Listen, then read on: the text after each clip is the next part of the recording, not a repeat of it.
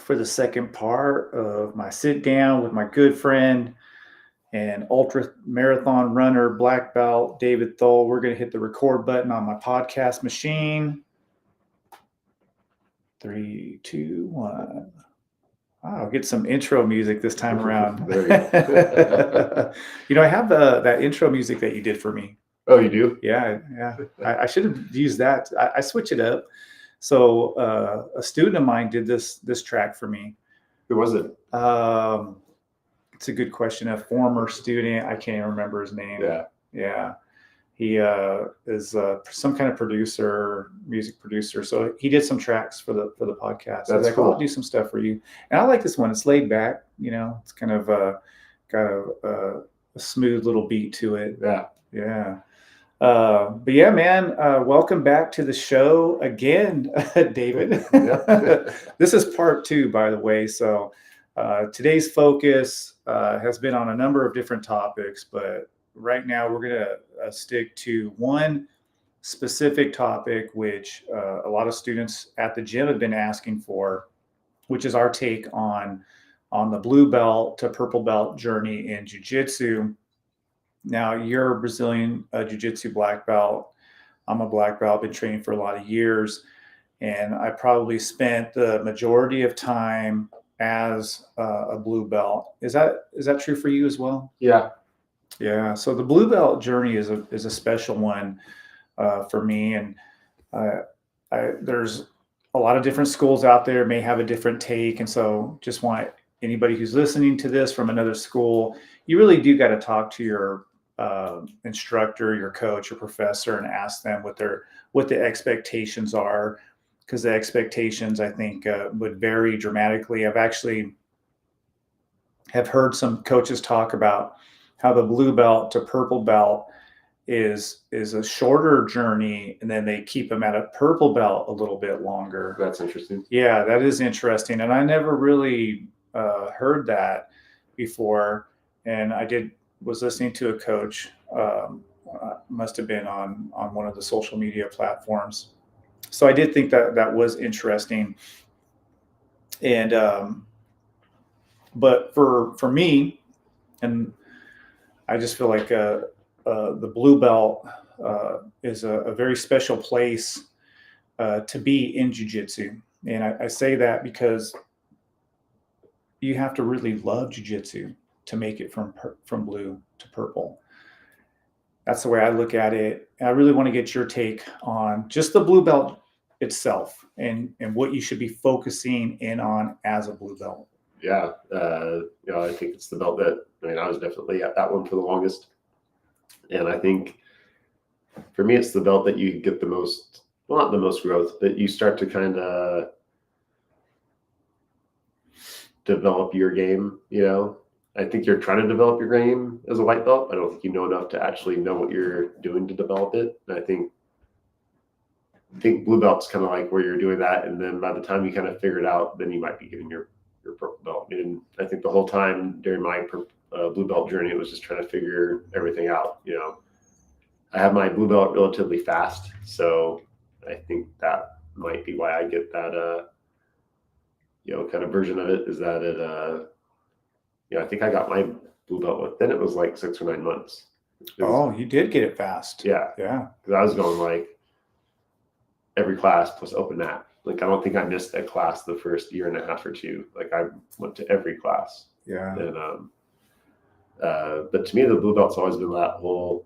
I kind of look at a white belt. You're kind of learning letters, right? Blue belt, you're learning how to spell some words, make a few phrases, and then purple belt's like when you're giving like sentence structure. Yeah. The way I see a purple belt is that you're advanced. Yeah. You should know a lot about the art of jiu-jitsu. And I like how you explained white belt is that you don't really know anything, just learning your letters, man. You're learning techniques and in some cases just trying to survive, depending on the school that you go to. I think we're pretty good at really easing people in. And just so if you are listening to this and you are thinking about training and you're considering schools in our area, Central Valley, 7th Generation Jiu Jitsu isn't just going to throw you in the fire like they did with Dave and I when we were Right. white belts. I mean, we were just killing each other. It's a lot different at my gym, and so we try to meet you at the door wherever you are at physically. We'll figure out a good program for you, so that way we make it an enjoyable experience as opposed to just coming into the gym and just getting your ass beat, which I know a lot of schools probably still do. Yep. We don't do that at 7th Generation Jiu Jitsu. But yeah, that white belt period is that's a tough one too. I earned my blue belt in about 12 months, so a little bit longer than you. I always feel like the white to blue, as long as you're consistent, it should take you anywhere from 12 to 18 months. Yeah, I totally agree with that. I don't think that should be a belt that you're really hanging out, because to me that's saying that white belt's the first belt. If you even want to, it's the first one that you get promoted from.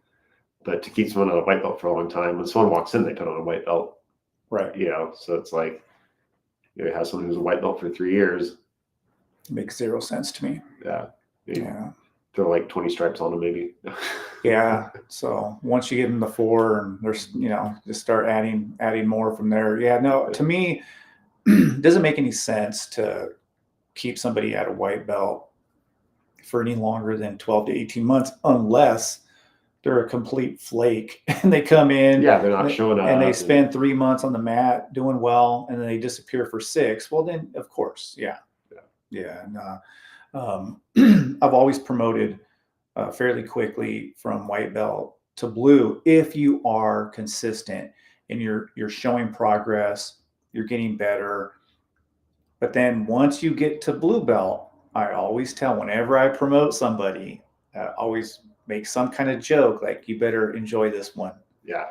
Because this very well could be your last belt. Yeah, the dropout rate for blue belt's super high. Super high. I never say that to someone while they get promoted, but I'm thinking that in my head, but I do tell them, enjoy it, because it's going to be a while before you get your next belt. And I'm thinking in the back of my mind, this may in fact be your only promotion that you get where you actually get a new belt, because so many people decide to move on after the blue belt.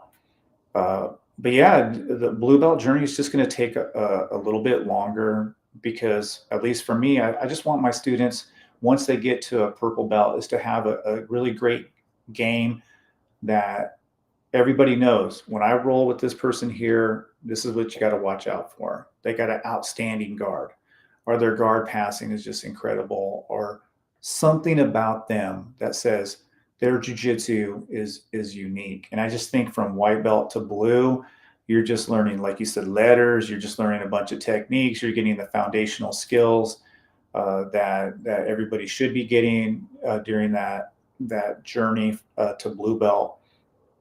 You should be able to defend yourself. Definitely, probably good solid training for 8 months to a year. I would say you could probably smash on just about anybody out there, as long as they don't have any training. But when you're talking about a purple belt, you got to know just about every aspect of jiu-jitsu at least a little bit. Yeah, I totally agree with that. Like the whole, to me, once you get your purple, you just have to hold on to get the black. If you make it that far, you're not that far from the, I don't want to say the goal, but from getting, through the cycle, if you will. Yeah, I totally agree. If you get a purple belt and you don't get a black belt, something went wrong. Yeah. Something went seriously, especially today. And that's another thing too. I have expectations. If you get a purple belt at 7th Generation Jiu-Jitsu, my expectation is that you're going to stick it out to black. Yeah. You're going to stick it out with us unless, something dramatic happens, obviously, you move away. I mean, you absolutely can't train. You get a serious injury. I don't know, you break your neck. I mean, obviously things can happen. Anything can happen. But I do have expectations for my purples, is that I really want them to stick it out all the way to black belt, because there'd just be no reason to quit after getting your purple. At least that's the way I see it. And I really do look at that belt as a very special belt.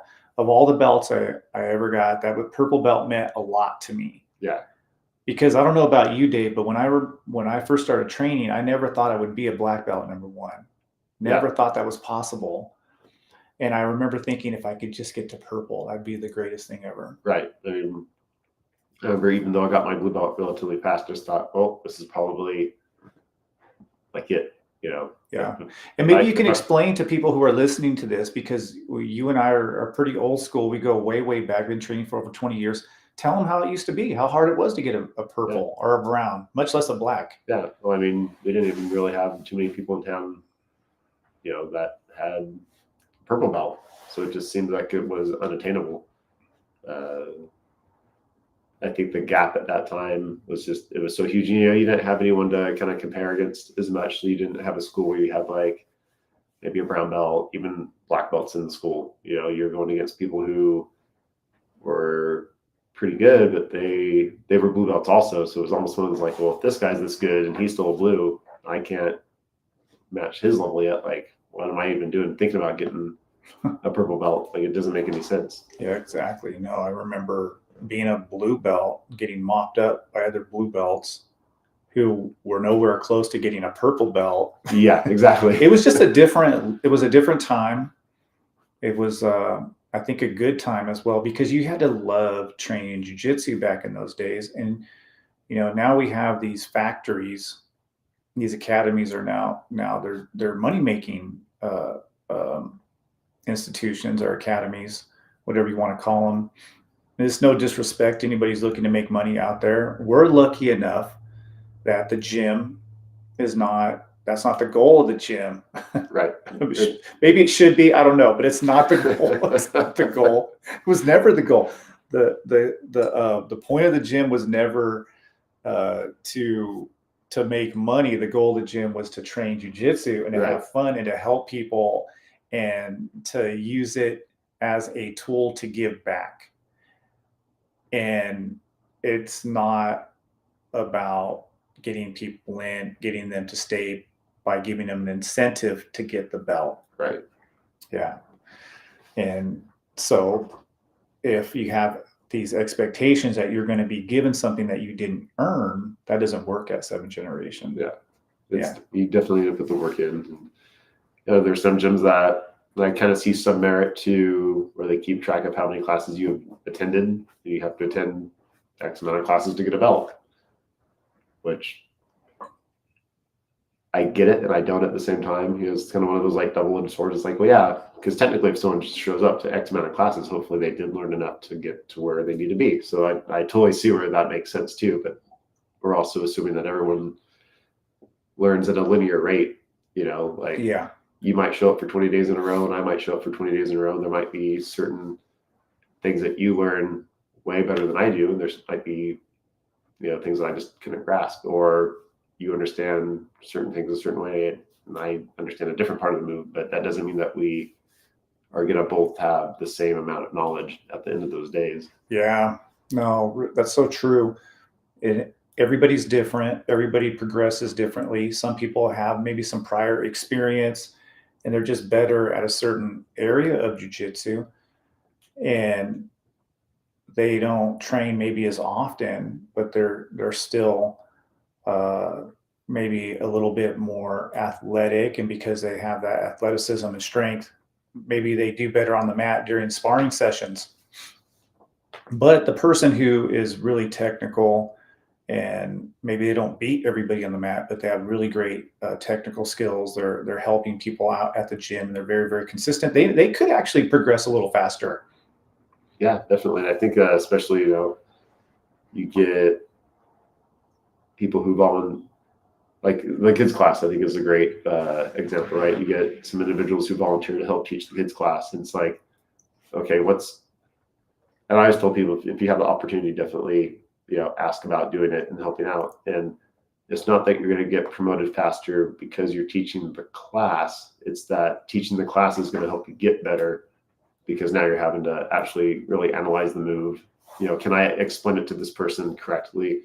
I think that that's where, you know, helping out in the gym in that aspect and, you know, just trying to teach more, you really figure, I remember the first time I had to teach a class is like, man, do I fully understand this in a way that I could communicate it to somebody else and have it make sense?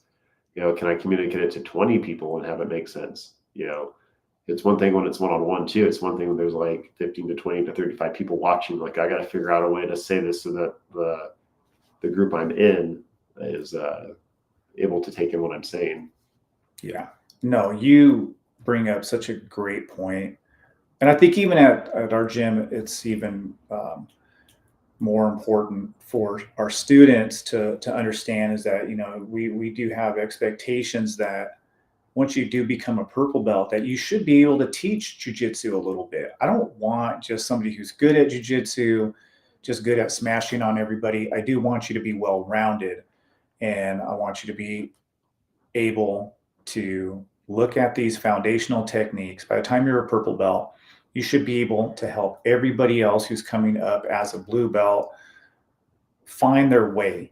And that's a big part of what I try to push at the gym. So it's not simply about being the best or not getting tapped out. That's definitely a part of it. I mean, by all means, like, I'm never going to hold anybody back. I'm not going to hold anybody back. If you've earned it, you've earned it, and you're going to get promoted. Nevertheless, there's a lot of different factors that go into somebody earning that purple belt. And for me, it's, do you have that knowledge of all the different positions? You don't have to know everything, because that's not even possible, first of all. I feel like I've learned more as a black belt about jiu-jitsu than I've learned in my entire time all the way up to black belt. I totally agree with that. And that comes from teaching. Yeah. Because I didn't teach during those other belts very often, but as a black belt, all the years of teaching now, man, it's just like exposed me to so much more jiu-jitsu. Yeah. Well, I think, I've been in, I guess, kind of lucky circumstances a lot where I started teaching as a blue belt, but still, when I got my black belt, like, it was one of those like, oh, I didn't get it. I remember hearing like, oh, when you get your black belt, that's like when you really start to kind of start your journey. And, not that I was under the impression that I knew everything or it was gonna be done, but it was kind of one of those like, well, I wonder what that's going to mean when I get mine. And I feel like, especially in the last maybe 3 years, the more that I started doing private lessons with some of the guys, where it was like, okay, like, where they were wanting like very specific, micro answers to like, how can we go from here to there? Right. And really having to break it down to like, okay, like, why are we doing this and that? And it's funny because there's 3 or 4 guys that I do private lessons with quite often, and there's times where our lessons we don't even like really get on the mat. We're like just sitting on the bench just talking. Yeah. And no actual physical technique is taking place, no sparring or anything, and it's just like kind of working with them mainly on ideas and like almost like a philosophy. Like, well, this is what works for me, what can work for you, and what has been working. Yeah. There's a lot of theory that should be going on from that blue belt to purple belt, looking at the theory behind whatever techniques you're trying to work on, whether it's De La Hiva, whether it's your half guard, whatever guard you're trying to improve upon. And I think that's something that has changed a lot since I started jiu-jitsu and now being a black belt. I think more about the theory and just talking more about jiu-jitsu, working out problems through dialogue as opposed to just trying to kind of figure out stuff on my own. And I think that's an important part of one's growth, is talking about techniques maybe you're not very good at, things that are problematic in your game. I think Ernesto, like the conversations I've had with him about collar sleeve, because I like collar sleeve. So we'll just sit and talk about it. Yeah. I'll just tell him, this is what I like to do when I find myself in these predicaments, because people are going to start to figure out your game. They're going to start to figure out what you're doing. And then from there, you got to figure out, how am I going to counter the counter? And a lot of that just comes through dialoguing with somebody. It's like, hey man, I'm having this issue. Like, can you help me out with it? What do you think about it? Right. Man, that's tremendously helpful. Yeah. I mean, one of the things that I think helped me out, and I tell my students all the time, like, especially during open mat sessions, Randy and I would get together once or twice a week, and we would just we'd roll for an hour, like an hour straight, but we wouldn't really. It was almost like a catch and release, right? Like he might get a choke, and then as soon as he knew he had it, he'd just let go. We keep rolling. I get a submission, I just let go. But then when we were in positions that, were kind of it was great because you could kind of drop your ego, right? It's not like, oh man, this guy tapped me out like 20 times and whatever. Because we're doing more like kind of catch and release kind of thing. But sometimes we would get in a position, it was like, okay, I think there's a submission here. So then we would stop and actually like not break, that our position, but we would, from either being in half guard or in guard, and it's kind of like, hey, like, what do you think I could do from, like, we would kind of talk out, scenarios and stuff like that. Like, hey, like I'm trying to pass this way, but what do you think if I went that way instead? Like, do you feel pressure here or there? Can I be swept? Getting those sessions in with him were very beneficial because we got to just kind of explore. Like, okay, hey, I'm at the bottom of this. Can I get to that position? Like, what would you do? What's another way that we could do it as opposed to what we normally do? I think having a partner like that it's important too, to somebody that you can, like I said, completely shed your ego and just say, hey, I'm having issues with this, or let's get a roll in, see where I'm having trouble, hit the timeout button, and then talk about it. Well, here, this is what I would try. Or when you're doing this frustrates me. So man, you should continue maybe to do that. Having somebody along to work with like that is I think a great strategy. I know Steve, he used to help me out a lot, especially whenever I would do a tournament, and then I would kind of go over some stuff with him that wasn't working, and then he would troubleshoot with me. Well, here's one of the reasons why I think maybe you should try this instead. And then he would go through the footage as well, and just to see how he could help me improve my game. And he would always ask like, hey, well, what can I do to help you out? What is there something you want to go over? And it was always beneficial having that, having a good training partner where you can, talk about the difficulties that you have. And I would suggest everybody who's training, again, the whole point of blue belt to purple, not the whole point, but a big part of it is getting better at jiu-jitsu. Yes. Right? You have to improve your game, not comparing you to somebody else, comparing you. It's a challenge that you have with yourself, not with other people at the gym, you're not competing against your training partners. You're just looking to get better at jiu-jitsu. And so in order to do that, I think having a partner, a training partner, or maybe a couple of training partners, they're going to help you achieve that goal. Because jiu-jitsu very much is an individualistic sport in the sense that when you shake hands and you're sparring, you're all on your own. However, people forget all the work that goes into that. You need training partners. Yeah. Without a training partner, you can't do anything.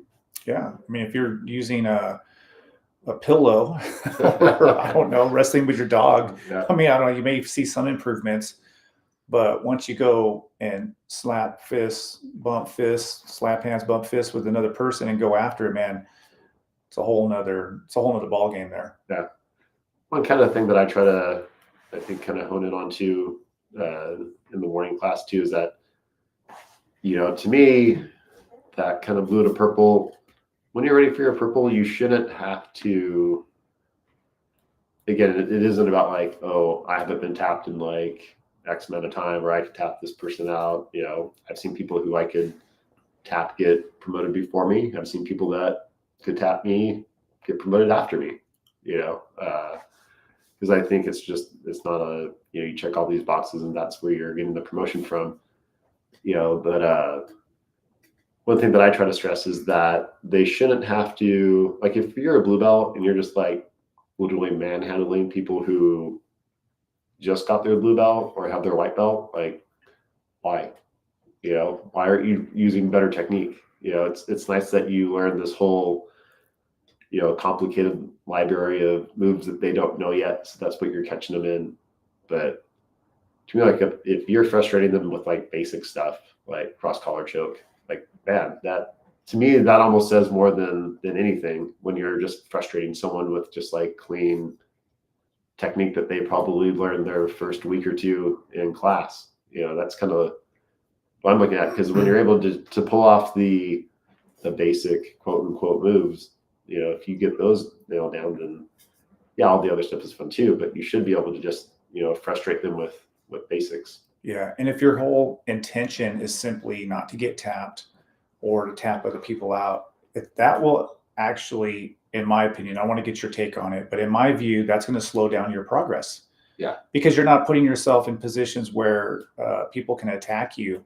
And so when you do go against somebody who's better than you, and they put you in that situation, you're not going to have a way out. Right.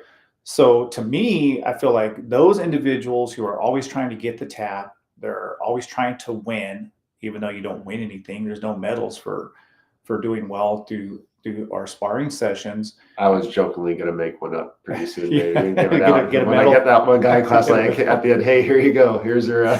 Maybe we should get some medals and be like, all right, you won. Here's your medal for the day you won today's sparring session. Yeah. But I think it slows down your progress. So what do you think? No, I totally agree with that. I'm joking with the class. It's like, do you want me to just go 100% on you guys every time, or do you want me to let you work? You're not going to learn anything if I'm just like, time to get my taps in today, and let's see what moves I can pull off. I constantly give up my back and work from bad positions, and you have to, because if it's I feel like there's a line, right? Like if there's a tournament coming up, then I'm obviously probably not going to do as much, because I don't want that to become my muscle memory of like, well, I'm just going to like give you the worst position that I can be in automatically, because that's what I'm used to doing. Right. But so I always kind of tell people, be conscious of that too, because how you train is going to be how you fight. So be conscious that is why you're doing it, and it just doesn't become a habit out of habit. But if you're not used to fighting out of those bad positions, like, what are you going to do? Yeah. And to me, that's the best way to do that too, is with the lower belts. So if you have a white belt, like, give him your back. You don't need to heel hook the guy and break his knee. Like, that's ridiculous. Like, that should be the moment that, you're kind of helping them, because you're purposely putting yourself in a bad position, and you can work out of you should, I feel like, be able to confidently, without using strength or anything like that, using clean technique to get out. And you should be able to do it slow and in control. And to me, like, when I see that, that's the okay, that's a blue belt who's getting ready for their purple. Yeah. And then if you do get caught, let's just say, okay, you put yourself in a bad situation because you're wanting to work on getting out of, say, the back take. So somebody jumps on your back, and let's just say, man, they catch you in a choke. Man, they bow and arrow choke. Bow and arrow choke you. Yeah. Yeah. Oh, well. JJ has multiple times from like, man, this guy, like, let him get it. They don't let him get it. He got it. He got it. Yeah. And man, I don't understand the ego that some people have. I've had students tell me, well, I haven't been tapped out in this long. And I'm like thinking to myself, well, then you're probably just playing it safe, and you're probably not really exposing yourself to any kind of risk, which is probably slowing down your jiu-jitsu, your progress, your ability to get better. And at the end of the day, again, this is just me, I'm not speaking for any other schools, but to get a purple belt, the expectation is that you're getting better at jiu-jitsu, that your jiu-jitsu is improving. It's not about not getting tapped out. It's not about tapping people out. That is a part of it, no doubt about it. Again, if somebody comes in and they smoke everybody, and they're working on different parts of their game, and they're letting people from lower belts take their back, or pass the guard, so that the way they can work on their defenses and their guard retention, you're going to get promoted. Yeah. You are going to get promoted. And if you are competing on top of that, you're going to get promoted probably a little faster. But I think what a lot of people are just expecting is just like, well, I've been here for X amount of time, I should at some point be getting promoted. And I don't have that. I don't have that outlook. Right. Like, just because you got your blue belt in 2020, now that's 2024, middle of the year, doesn't mean that, okay, by the 5th year, I should have my purple. Well, what happened during that time? From 2020 to 2024, are you consistent? Are you competing? There's other factors involved. Are you helping out, teaching? It's not just time. And I had a student come to me, took some time off, over a year off, and one of my blue belts, and had said, well, I have an opportunity to, to go to some other schools and train. And I'm like, well, yeah, okay, cool. Everybody has an opportunity to go anywhere. If I want to, I could close a gym and I could go train somewhere else if I want to exactly. too. Like, it was free country. You do whatever you want to do. And he's like, well, I talked to somebody, said that I would get my purple belt in 6 months. And I'm like, well, you're not going to get your purple belt in 6 months here. You've been a blue belt this person has been a blue belt for a while, but they took over a year off. And this is just me. Again, I'm not trying to say I speak for anybody else, but I just speak for me and the gym, is that if you take that much time off, it's almost like hitting the reset button. Yeah.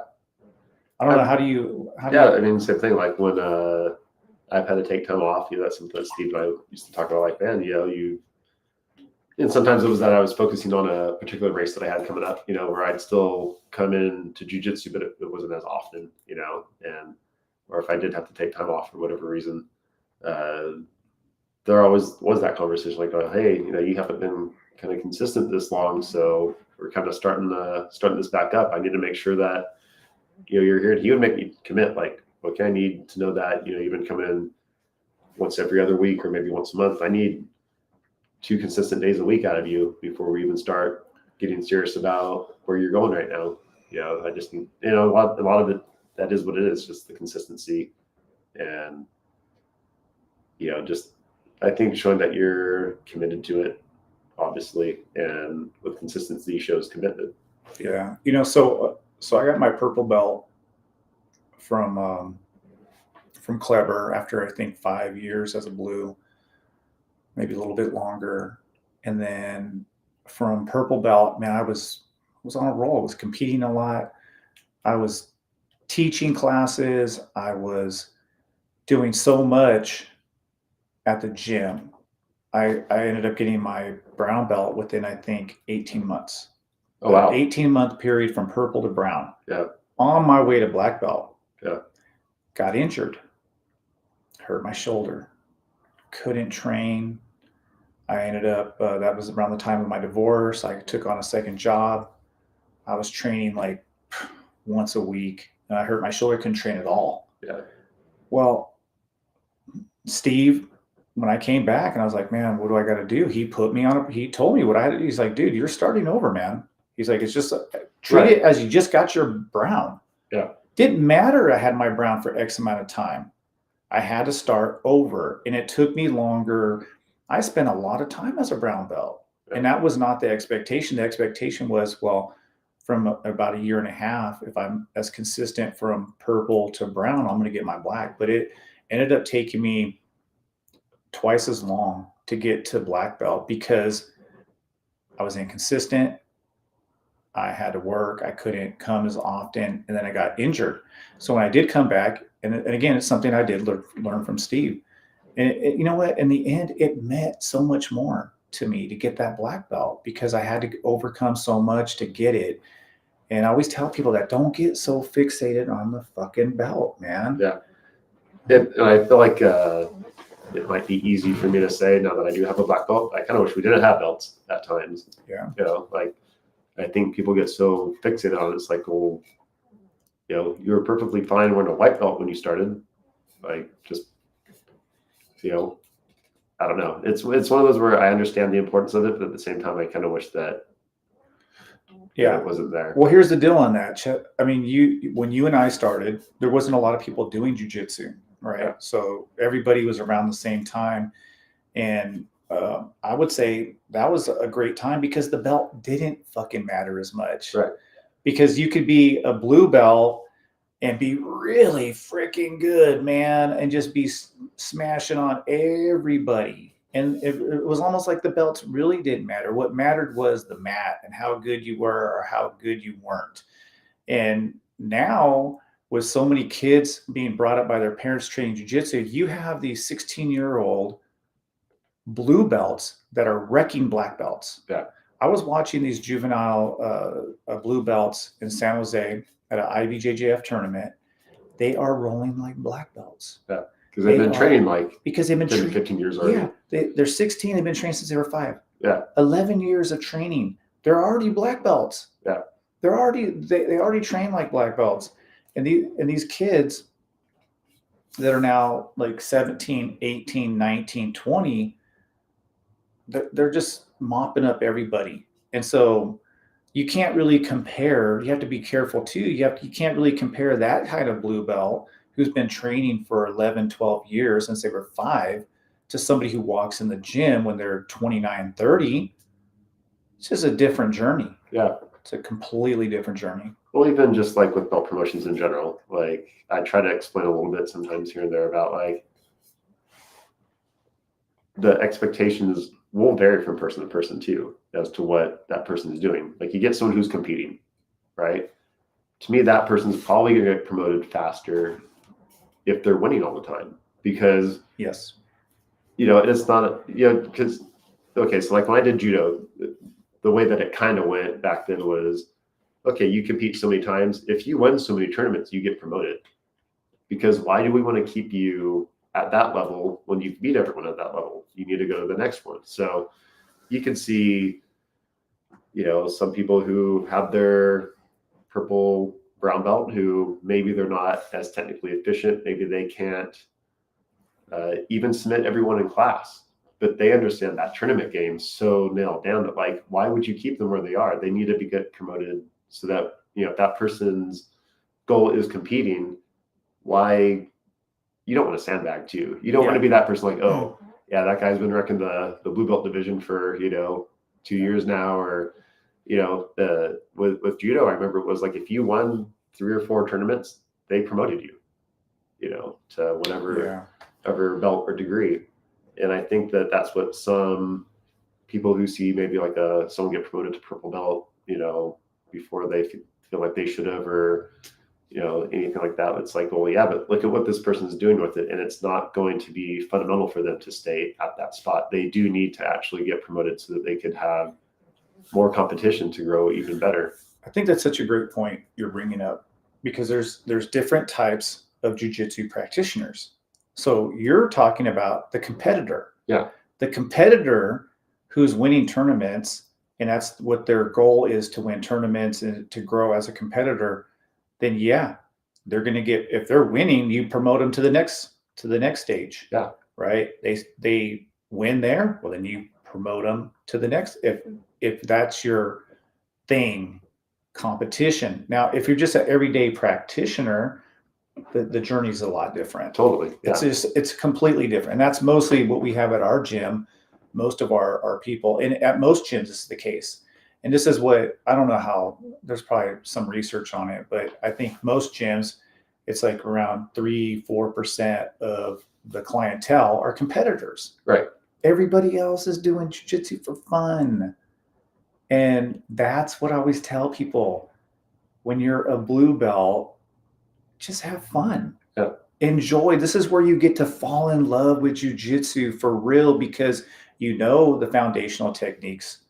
You can defend yourself in class now. You're not just getting smashed on by everybody. The new people who come in, you're going to be able to wreck them.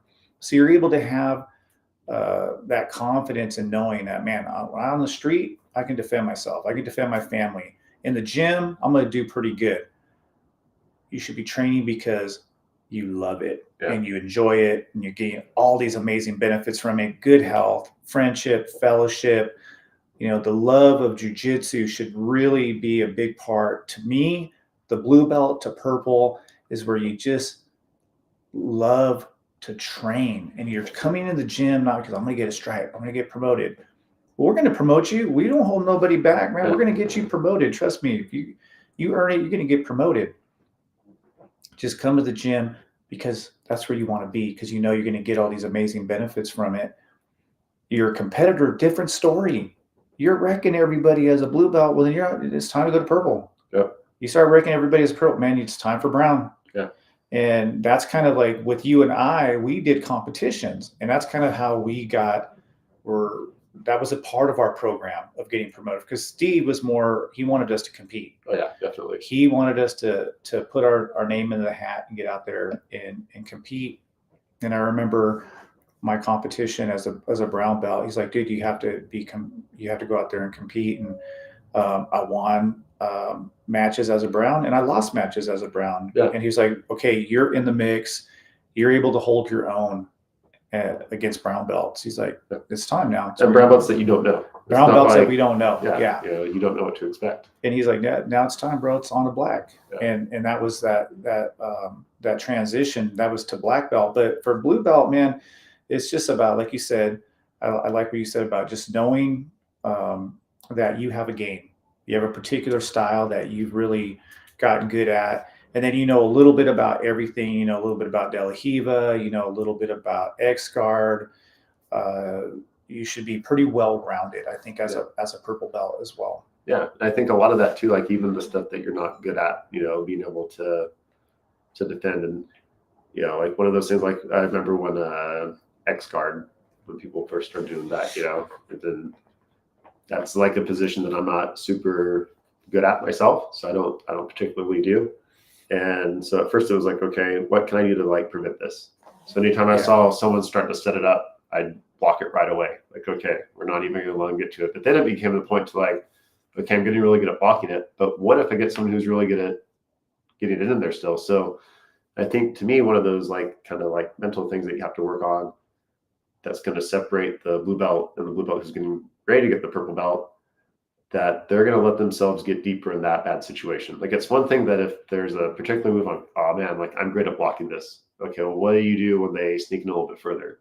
Like, are you allowing that person to actually get you into X-Guard? Like, you know, how do you escape from there? So it's one thing to be good at, like, I stopped the first plan, but what if it, you know, proceeds to that? And that has to do, like, I feel a lot with letting go of that ego and just letting someone get the better position, right? Because now I'm either going to get caught and I tap, or I'm going to figure out how to get out of it. And I like doing that. I love doing that. There's times where I'll just let myself get into somebody's whatever, and I'm like, how am I going to get out of here? There's times where I'm like, I just want to see where they're going. Yeah, I'm like, let's see what they're going to do with it. Yeah. And then there's sometimes like, I really regret doing this now. I really regret letting them do this to me. Yeah. But yeah, no, to me, that's fun. And I think too, that's another good piece of advice for people as a blue belt. Man, have fun, man. Yeah. Like put yourself in a position to where you know it's going to cause you some trouble, and it's going to show you how far you've progressed or how far maybe you need to to come before you get to the point to where you're really ready for your purple belt. But nobody expects shit from you as a blue too. It's kind of nice being a blue belt. Yeah. Enjoy it, because you're not expected to tap anybody out. You're just expected to be proficient at the foundational techniques of jiu-jitsu, to be pretty decent at it. But man, my expectations are high for a purple. Yeah. And sometimes too, I feel like as the instructor, like when I'm able to roll with some of the, you know, individuals in class, that I have to let them get the better position, because then I can check if they're actually maintaining it correctly. Like, hey, you know, your weight's way too far to the right. It should be more to the left. And, you know, or they're, you know, like Art's been working on quite a few submissions from the back. So him and I have been kind of working on different ways to set it up. And there's times where when we roll, I have to let him get it, you know, because that's how he's going to get better. And then when we'll sit there, it's like, well, hey, like, what submission are you going for? It's like, I wonder if there's a way we could get, you know, transition to this. Okay, let's walk through it. And then like, I have to let him, you know, kind of process through that. And I have to also, as a good partner, tell him if I'm about to escape, why I am, and then what he could do to counter it. And I think that when you're able to help your partner out in that way, that's showing the progression in your jiu-jitsu. When you're able to walk someone through, like, okay, this is how I would defend this. I think this is what you need to do to block my defense to it. Yeah, no, I agree. I like that a lot. So for somebody who is getting a little frustrated, you know, they've been a blue belt forever. I call it the blue belt. Well, I have a couple of names for it. So the first one is the blue belt vacation. Okay. So that's the one where you get your blue belt and you think, I've arrived, man. Yeah. I got some color around my waist. I don't have to train no more. So people go on the blue belt vacation, Yeah. and then you don't see him forever. Like this one student, I hadn't seen him for like a year. He went on a blue belt vacation. Because you're spending a lot of time there, and there's some people just they get tired or bored or whatever. So you have the blue belt vacation, and then you just have the blue belt blues where you're feeling like you've just been training a lot, and maybe you feel like your game is kind of not progressing the way that you want it. Yeah. So let's just start with the blue belt vacation. Okay. So Yeah. how do you not take that route where you just like, I got my blue belt, I'm done? You know what? It's funny because I don't feel like I ever really got that in my training. Yeah. I mean, because it was so fun, and I think, one of the things that was lucky for us is that when we were training, it was so new that you had more and more people signing up. Not that a lot of people aren't signing up now, but it was a lot of white belts. And then I feel like you had a lot of those white belts really, how we always talked about when we started, like even seeing a blue belt wasn't that often. Purple belts, there's only like a couple in town. Mm-hmm. So I think that there was a little bit more of a, for me at least, feeling like I need to show up so that they have a good training partner. And if I'm gone, then who are they going to roll with? And luckily we had like a really good, strong team back then, but you also wanted to be part of it. For me, it was always kind of interesting when you'd see new people show up, and it still is. You see how their biomechanics are and what they're able to actually do when they first start their first class, and then how it ends up developing. And it's really a cool privilege to be part of that journey and to kind of see that. So for me, that was always kind of a little bit of my driving motivation, on the days that I knew I couldn't show up. It's like, well, I want to show up because I want to just help out who's the part of the team that's going to be there, and so it's hard to, like, if I know that there's class, and back in the day I'd take a day off and I'm at home watching TV and I'm looking at the clock, I'm like, okay, so they're probably finishing warm-ups, they're probably on this part now. It's like, it could have been a day that I was injured and needed to take a day off, but it was always so hard to be away because you just want to be with all your friends, and I think there's just, for me, always been something about making sure that I'm helping out, the team the best I can. And, that's, what we've been saying before too. It's not just about how many taps did I get today in class. It's how many people did I help out to become a better practitioner. Yeah.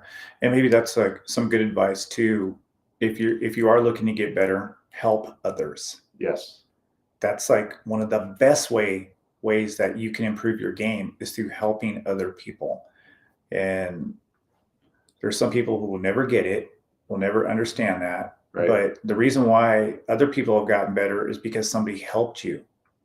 Somebody helped get you to where you're at. Yeah. And in doing so, it's also helping that individual as well.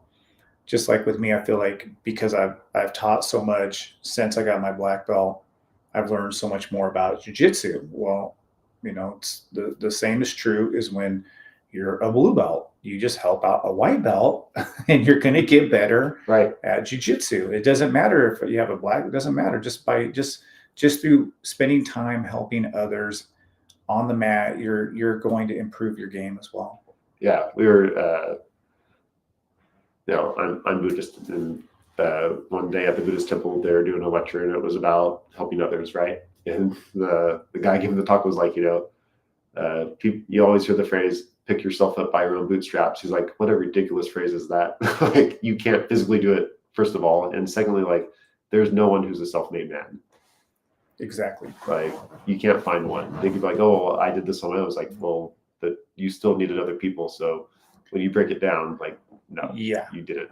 So I know I've had people say, well, so-and-so came over here with 2 cents in their pocket and went and did this. And I'm like, well, did they build the boat? Did they navigate it here? Right. Like, there's so many people that have come into my life. I mean, I have like a blessed life. So many people have come into my life, you included, who have helped me get to where I'm at in my life. And I would never sit back and say, oh, it's because of my hard work and my dedication. Yes, of course, your hard work and your dedication and all the fucking help you got along the line from all these amazing people who came into your life.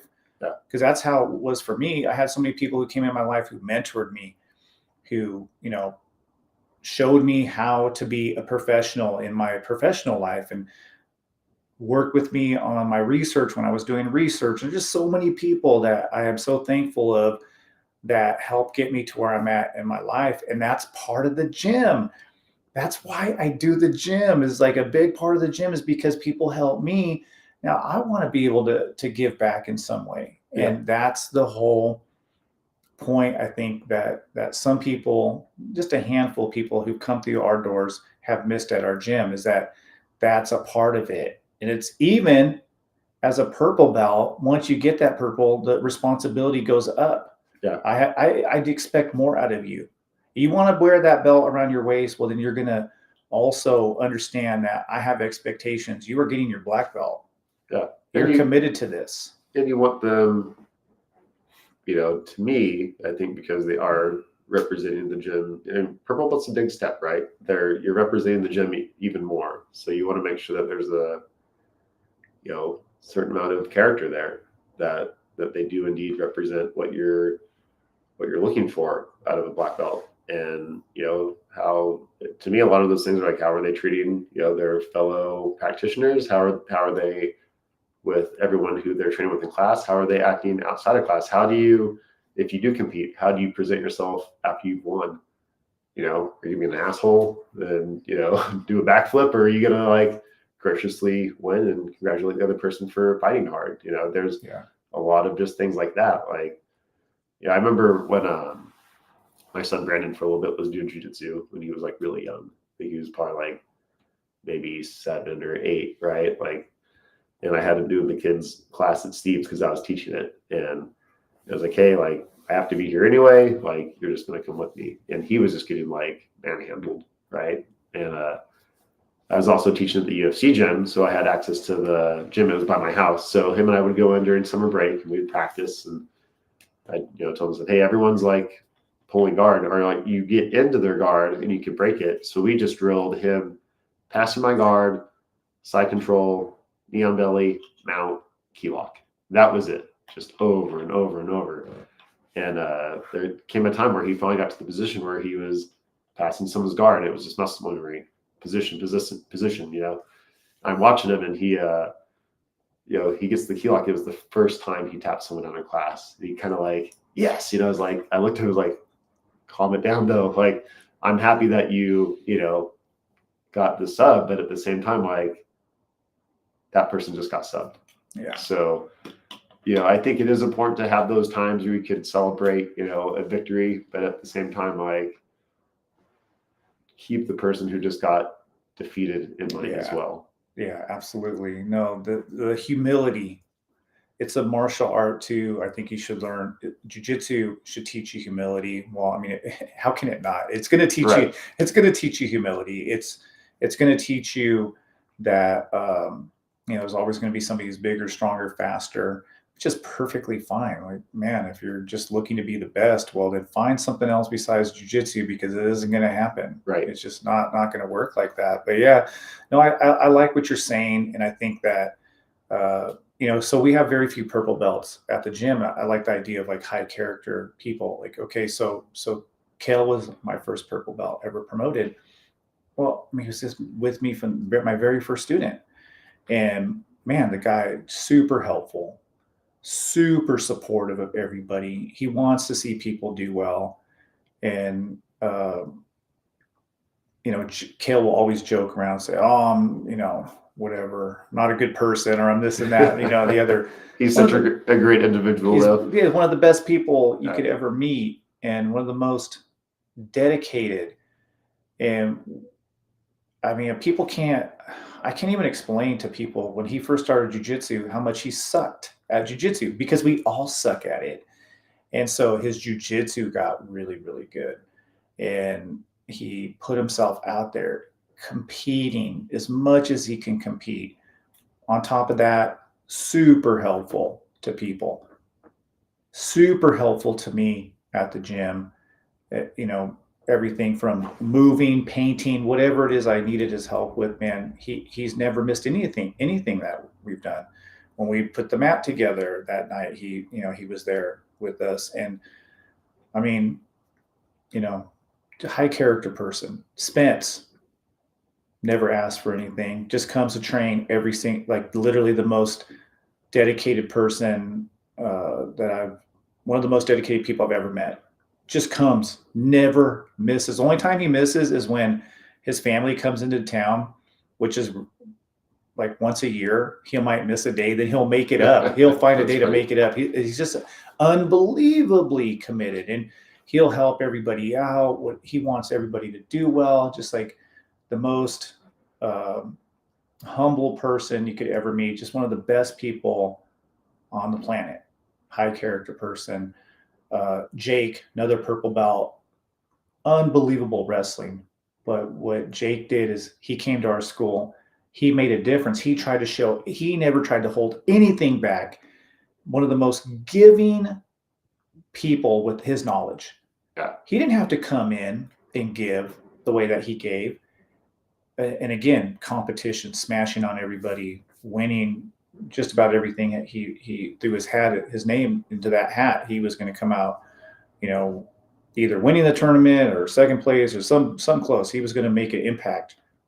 But on top of that, the guy was so willing to give his knowledge, and so many people have benefited from him and his presence at the gym.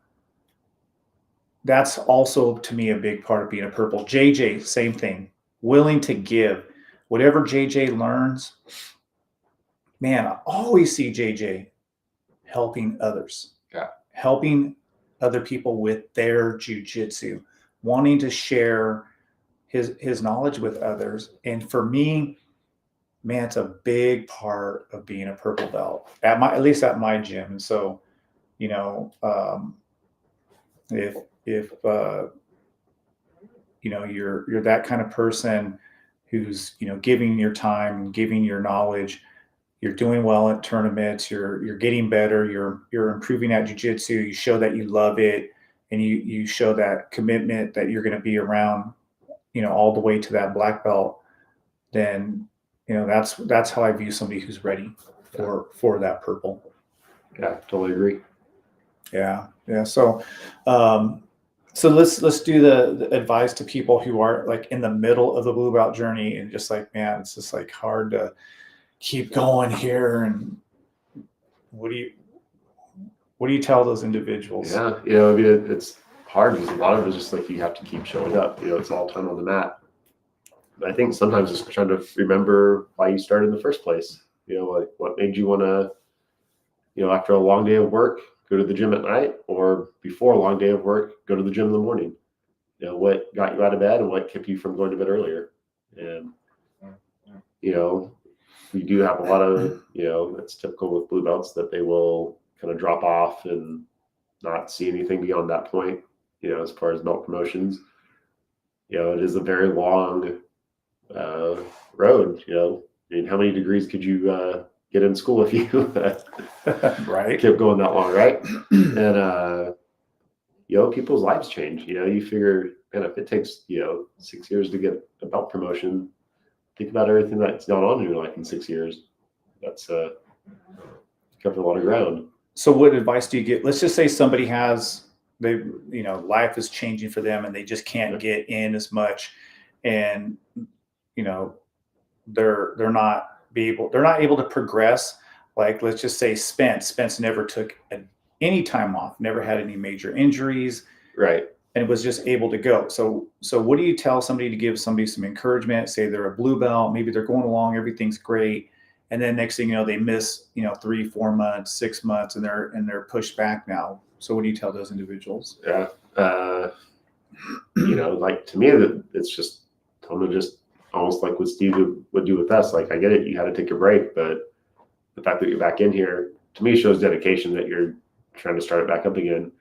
And that, it's going to be pushed back a little bit, but you're still here. And sometimes, the rest doesn't take as much long of a time to get off. If you've taken 6 months off, that's not like taking 6 years off, you'll be able to kind of get back to it a little bit quicker. But just to understand, like, hey, you know what?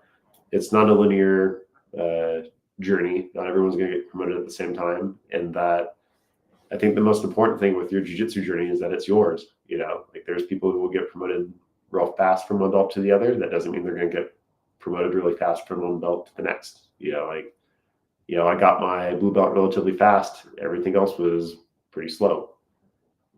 And that, not to compare yourself to, and I see it all the time, not to compare yourself to other people who go to the same gym or different gyms or anything like that. Like, oh, well, my friend's training here and they must be better than me because they already are promoted at this level. Or, you can even switch that around to like, oh, I have a buddy that got promoted before I did. Well, they just promote people easy, over there. It's like, well, you know what?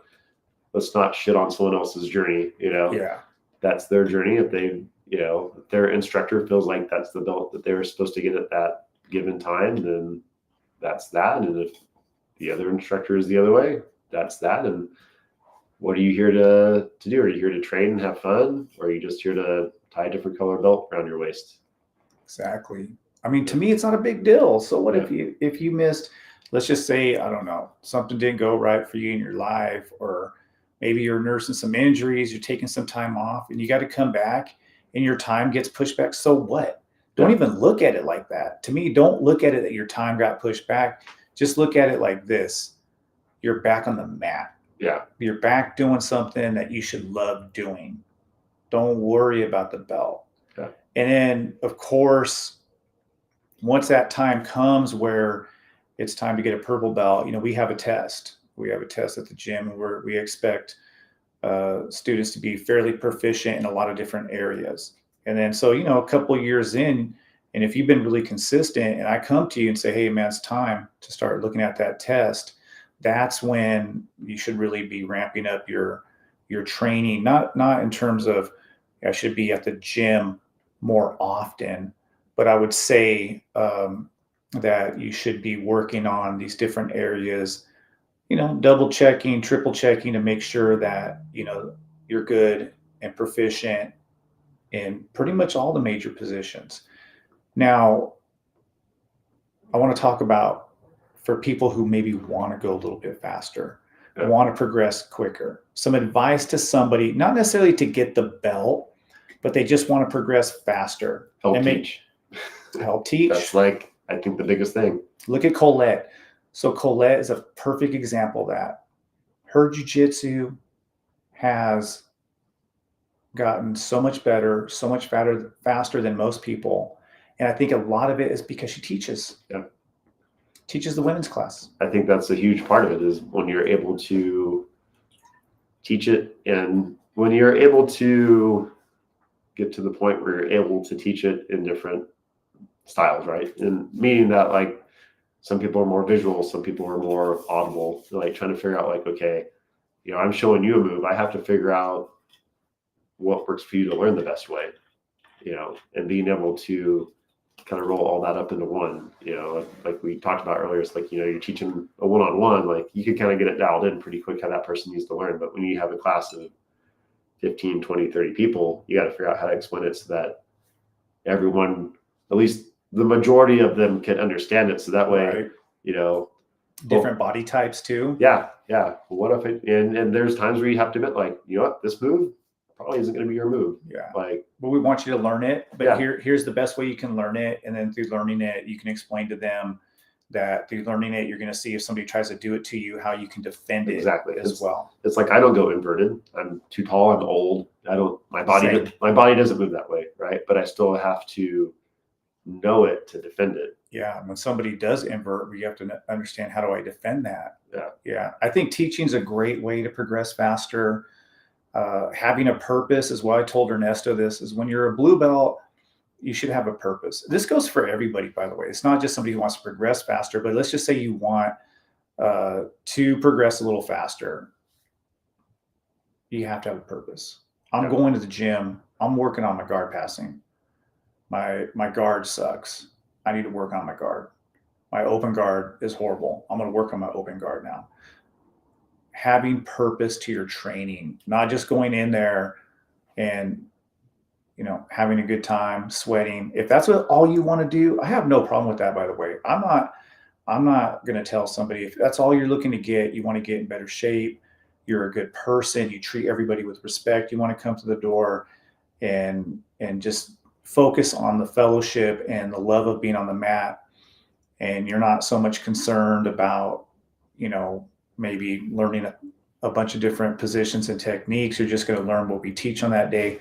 I have no problem with that. You might take a little longer to progress in the belt system, and we're still going to test you. We're going to make sure that you're proficient in some of the areas that we want you to be proficient in, but I don't have an issue with that. But if you are looking to get better faster, you have to have a purpose. Yeah. And that's, anything. I've had it absolutely where I've fallen into these, kind of, training for races even, right? Like I have something coming up. I need to train specifically for this. I can't just go out and I'm just going to do X amount of miles today. I do need to have those days where it's just like a volume run, but then there's some days I'm like, okay, well on like today, I'm going to go running after this. I have it mapped out, warm up 5 minutes, do a cadence drill for 2 minutes and then hit 800-meter repeats at this specific pace and then cool down and then I'm done. I have to have that structure to get, to the next workout that'll be next week, that'll be more intense. And that if I just went out and was like, I'm just gonna do 4 miles today, I could do that, but I'm not gonna get the results that I need for the next event that I have coming up. Yeah. So it looks like on my podcast machine, we ran out of recording space. I didn't even check that, which is not a big deal because we're still recording live here. But I'm gonna go ahead and I'm gonna get some more space real quick, Dave. Yeah. And then don't add on to anything because I want to finish up this discussion here. So real important. Just kidding.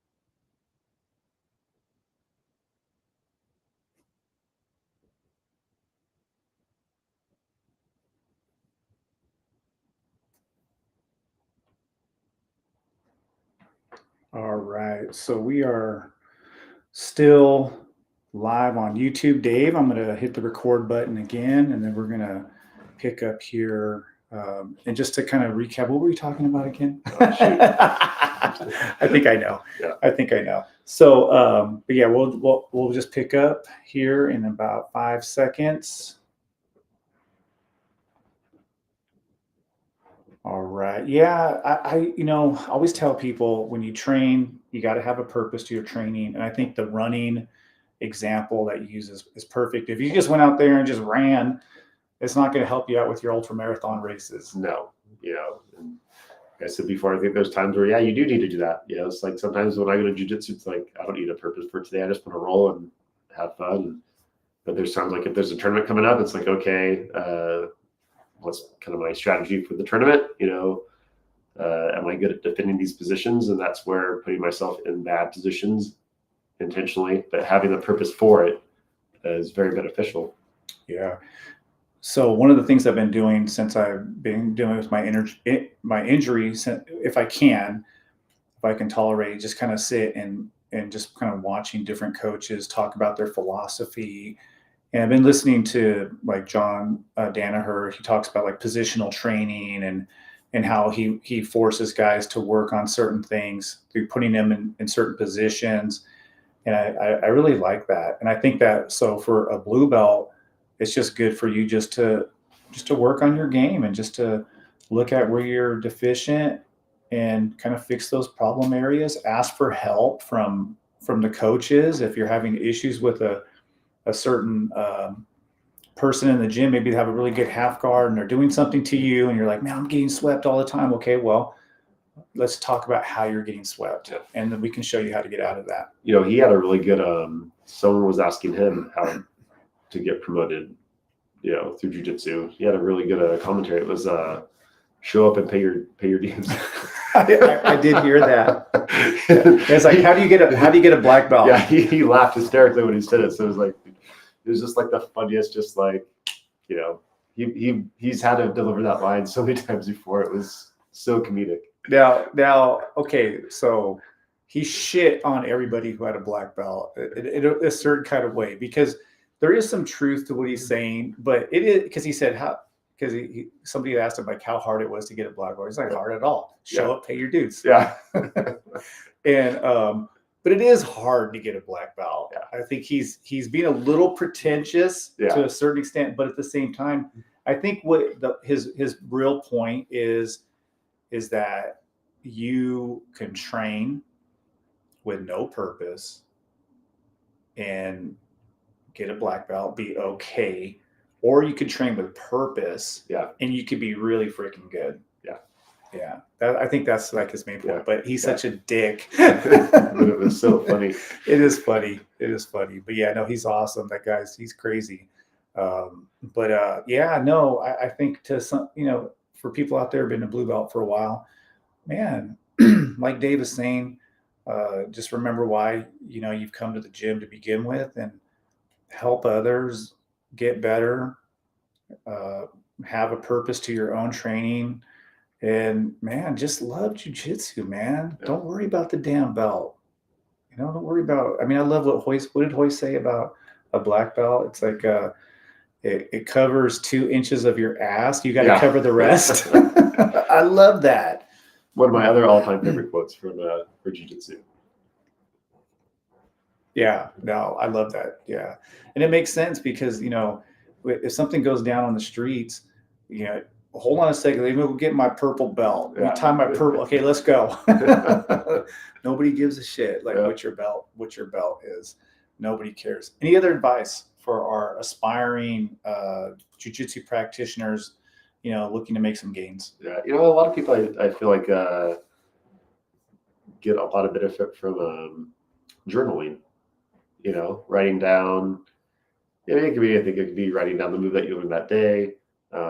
I used to do quite a bit. I had a blog that I used to write on, and it was mainly for when I would run, but I do jiu-jitsu stuff on there too. And a lot of it was just not even like, oh, this is what we went over today. It could be like, how did I feel going into class? How did I feel, leaving, who was I, just kind of like keeping track of it. So for me, sometimes it would be about technique that we went over, but a lot of times it would just be like, when I got out of it, like who I got to see. But I think, that just keeps you connected a little bit more, because then when you're not in jiu-jitsu, you're still like kind of processing jiu-jitsu.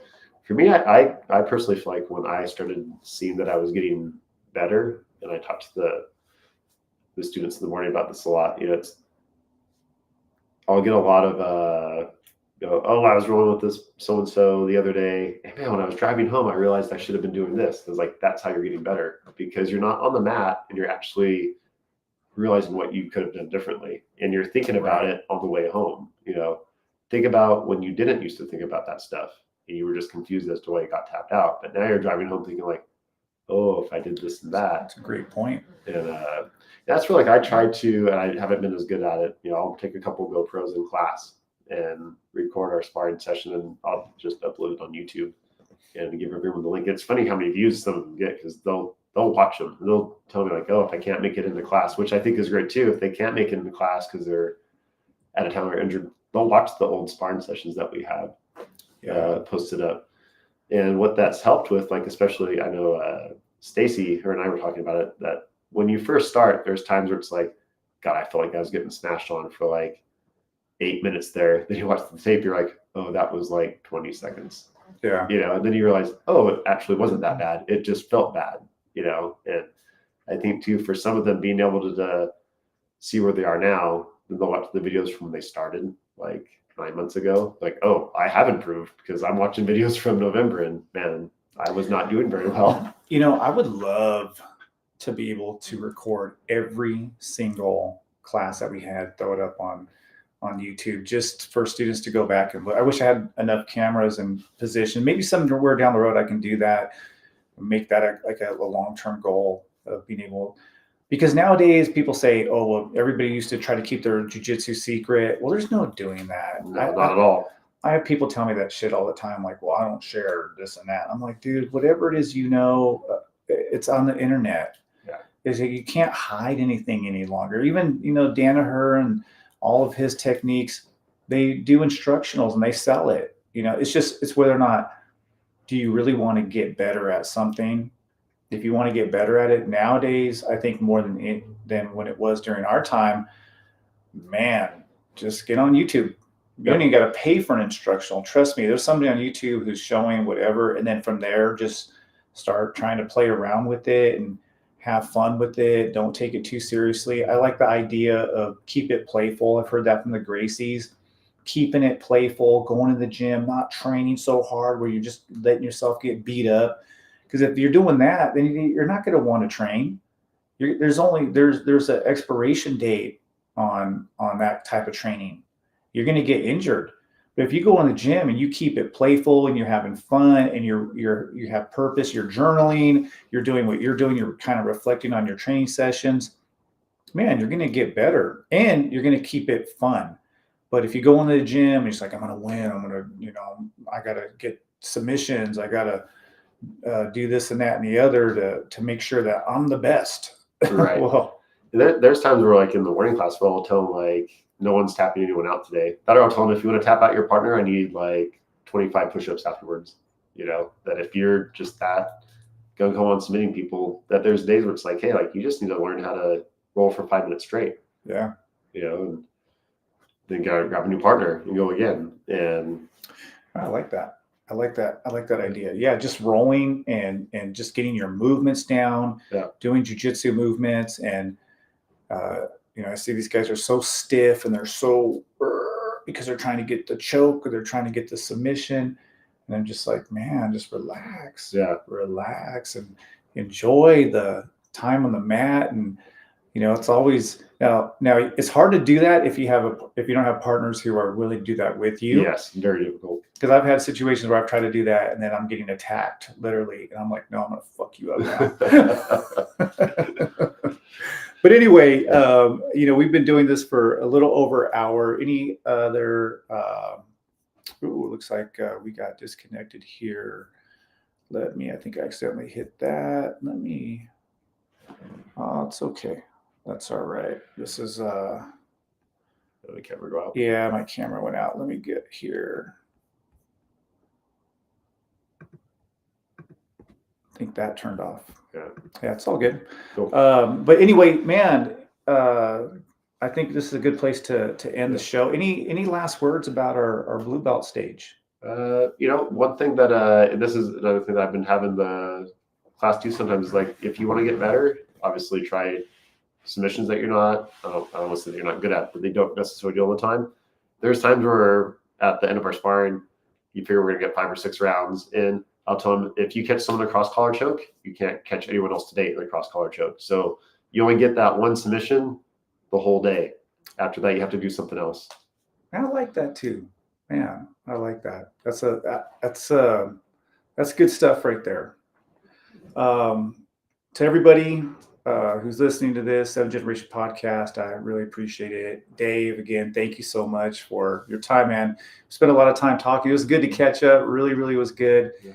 And, hopefully it won't be so long before our next podcast. We'll do this again if you're down. Yeah, definitely. Yeah, maybe we can pick another topic. And but this is a good one. And I hope for our students who are listening to this, just remember, don't worry about the belts, man. Just come in, have a good time, get better at jiu-jitsu, focus on improving your technique, improving your health, your wellness. Those are the most important things that you're going to get from training.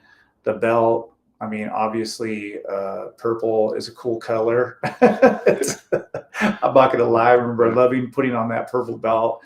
But at the same time, it's not really a reflection of, everything that we want you to be as a jiu-jitsu practitioner, whatever that belt is. Like, the white belt off the street is just as important as anybody else at the gym. Yeah. It doesn't matter who you are. our gym is a place where we just want people to feel good, feel comfortable, come in, train in a healthy environment. Yeah, definitely. Yeah. All right, my brother, I appreciate you, man. Seriously, thank you for everything you do, for our gym and, our community. And we'll come back and we'll do another podcast and, pick a different topic here. Yeah. Thanks for having me on again. Absolutely, brother.